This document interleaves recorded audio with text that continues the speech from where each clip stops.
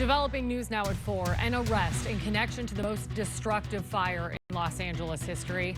Good afternoon. This is the KTLA 5 News at 4. I'm Samantha Cortese. And I'm John Fenolio. That stunning development follows a 9-month investigation into the horrific firestorm in Pacific Palisades that left 12 people dead. Investigators say an Uber driver set off an initial fire on New Year's Day. It smoldered underground and eventually exploded into the Palisades fire. Lindsay Pena joins us live from KTLA News Center with these developing details. Hi, Lindsay. Hi, Sam and John. That suspect appearing in court for the first time this afternoon in Florida, where he's now living and was arrested. He didn't enter a plea today, and another hearing is set for tomorrow morning. But we're already learning a lot about the case against him. This arrest, we hope, will provide a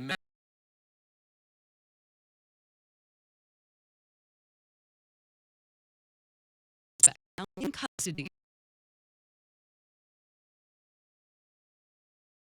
Accused of setting the deadly and destructive Palisades fire. Investigators believe this man, 29-year-old Jonathan Rinderknecht, intentionally started the Lockman fire, which then on January 7th, sparking the Palisades fire. The complaint unsealed today charges the defendant with destruction of property by means of fire. U.S. Attorney Bill Asaley saying today that Rinderknecht was arrested Tuesday at his home in Central Florida after a months-long investigation. Charging documents outlining the case against him, including digital evidence. The defendant's ChatGPT prompt of a dystopian painting showing in part a burning forest and a crowd fleeing from it. The allegations are further supported by the defendant's cell phone, his false statements to law enforcement, and his behavior during the Lockman fire, which the defendant is charged with maliciously starting shortly after midnight on New Year's Day of this year, which eventually became the Palisades fire. Investigators say Rinderknecht had lived in the area, reportedly working as a rideshare driver the night of December 31st. Passengers in his vehicle reporting that he, quote, appeared agitated and angry. After the Lockman fire began to burn, authorities say Rinderknecht left the area but doubled back when he saw firefighters arriving. While the Lockman fire burned, the defendant walked up the same trail from earlier that night to watch the fire and firefighters, using his iPhone to take more videos of the scene. Although there had been speculation about fireworks being the cause of the initial fire, based on the investigation, authorities said the cause of the fire was determined to be the induction of an open flame, likely a lighter to a combustible material such as vegetation or paper. At this point, Rinderknecht has been arrested on 2 felony federal charges because of where the fires began. But legal experts say this is likely just the beginning of a lengthy and larger case. We have this California state court that can charge this as arson. They can also charge it as a felony murder. There are 12 deaths that resulted as a result of his actions, allegedly. And so he is looking at potentially felony murder on 12 separate individuals. So what's unclear right now is if Rinderknecht will be sent back here to California to answer to those federal charges. If convicted of the crimes he's now accused of, he could be looking at a minimum of 5 years with the potential for up to 20 years in federal prison. That's the latest from the News Center. Lindsay Pena, KTLA 5 News. Back to you guys in the studio. Lindsay, thank you. Meantime, LA Mayor Karen Bass spoke out following the arrest, saying it doesn't bring closure, but it's a step in the right direction. That they found the person that did this and the origin of the fire, but my reaction is just reliving the grief and imagining what the families are going through. When the residents and the friends and the families of people in the Palisades heard the news today, that it sent them emotionally in every way back to the day of the fires. You know, I mean, you go back, the grieving process starts all over again.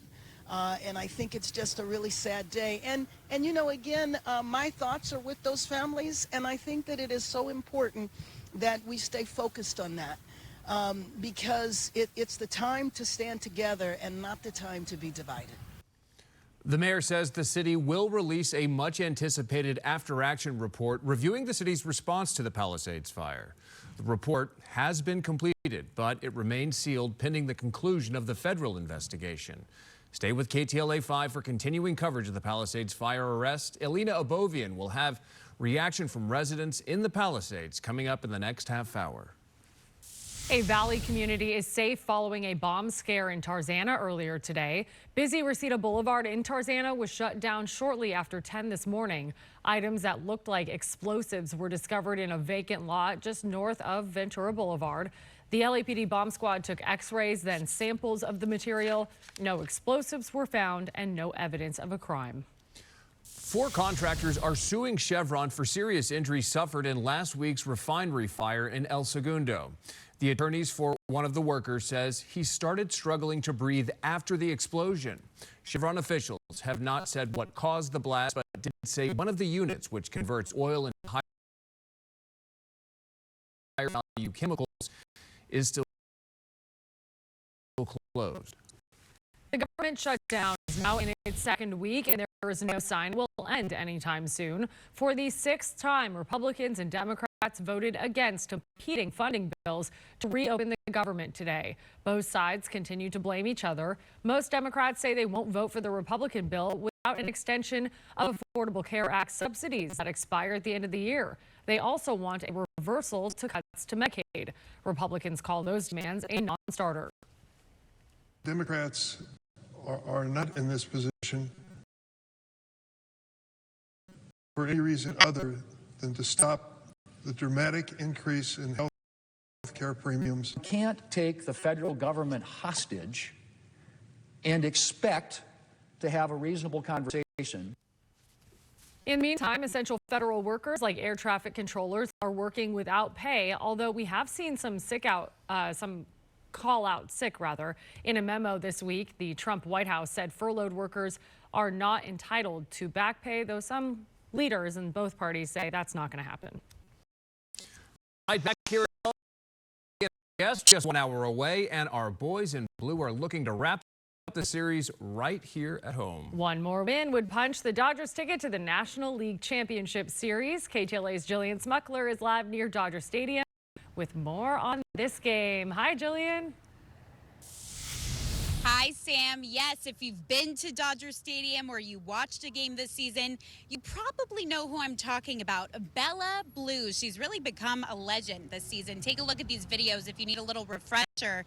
These are some of the ones that have gone viral of her on social media. Now, you could see her all decked out in blue and white, sitting proudly in the stands with her shades on, of course, as the team's unofficial mascot. Now, she's been crowned the fan of the game, and people, they really go nuts when she's featured on the Jumbotron. I caught up with Bella's owner before they went into the stadium today, and he says Bella was at 2 playoff games this season where the boys in blue won, and he's hoping she's their good luck charm again tonight. We plan on not missing one home game this season in the playoffs, and we want to keep this wave riding all the way to the World Series. We want to win for all the legends that have passed away. Bella is taking the torch from Mark's first dog, named Bambino, who also became a fan favorite at Dodger Stadium over the years. And that kind of passion is contagious and joyful, and it's part of why Dodger Stadium feels so alive tonight. Now, back out here live, you can see people are starting to trickle in. We got a couple dinosaurs over there, but we got Dodgers fans. We've only seen like 2 Phillies fans. We'll see what happens over the next 2 hours. But again, first pitch is at 6:08.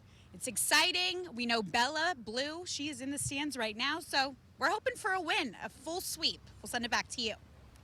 All right, Jillian, thank you. And we have more coming up on the news at 4. Here's Kai with your forecast. Hey, Kai. Hey, guys. Yeah, we are going to have that Dodger forecast coming your way momentarily. And we're going to talk about some thunderstorms that could make their way into Southern California for both your Thursday and Friday afternoon. It's going to be interesting.